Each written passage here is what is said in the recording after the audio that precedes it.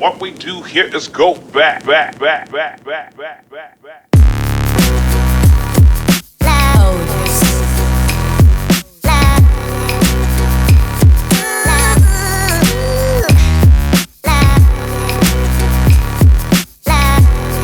Okay, so the next thing we're going to work on is perfecting the walk-canter walk transition.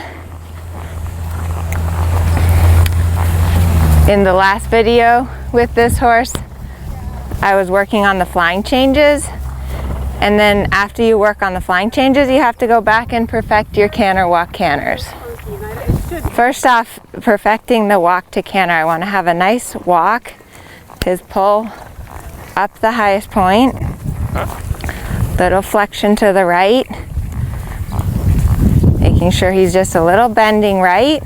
And then when I ask for the canter, I want him to start with his hind leg and keep his neck exactly the same. So I close my leg, I ask for the transition. I want to really feel that the first stride is a clear canter stride.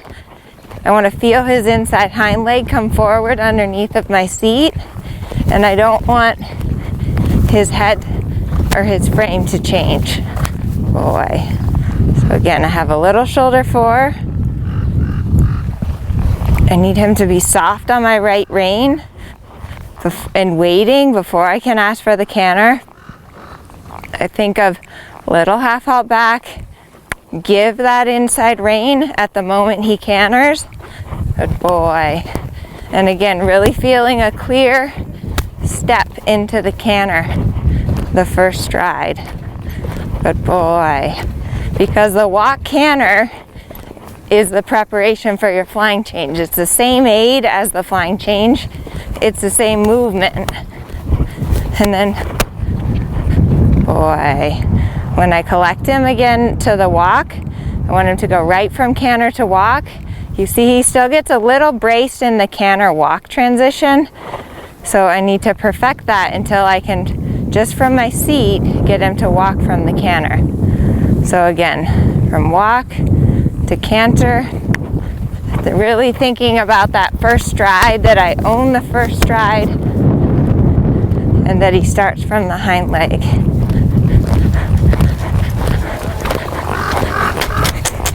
Little rounder, come on. Oh. Good. And then also making sure that just because you're practicing your transitions, you have to keep the canter good between your transitions.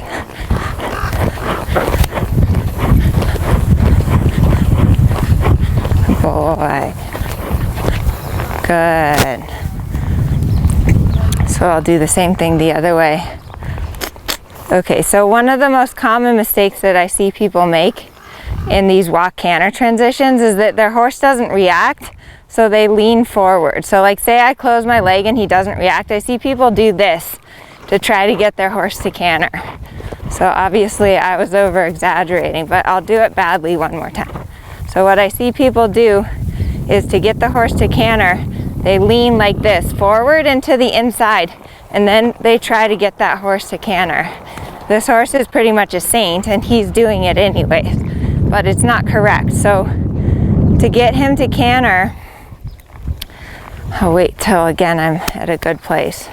So to get him to properly canter, I'm not going to change my upper body at all. I'm just going to close my calf there. And what I want to feel is that the hind leg comes through and nothing changes in my hand or in his frame. Boy. Good boy. And then same thing in the canter. I'm testing that he's really in self-carriage, so that I can give up both reins and he stays just right on my seat. This is a really good thing to practice too, to test the self-carriage, is if you can give either just the inside rein or give up both reins, and nothing should change. Your horse should stay the exact same canter, the exact same tempo, and he shouldn't be holding in the rein. Boy. And canter again. Good. So if you are having trouble with your flying changes, it's really good to go back and work on your simple changes, your canter, walk, canter transitions. Really perfect these so that they're right on your seat. Good boy. And that you don't have to use your reins all the time in the transition. Good. No? On this right side, he's a little stiffer to the right. So when I'm working on my walk canter to the right, I have to really make sure that he's off of my right leg and soft on my right hand prior to asking for that walk canter transition.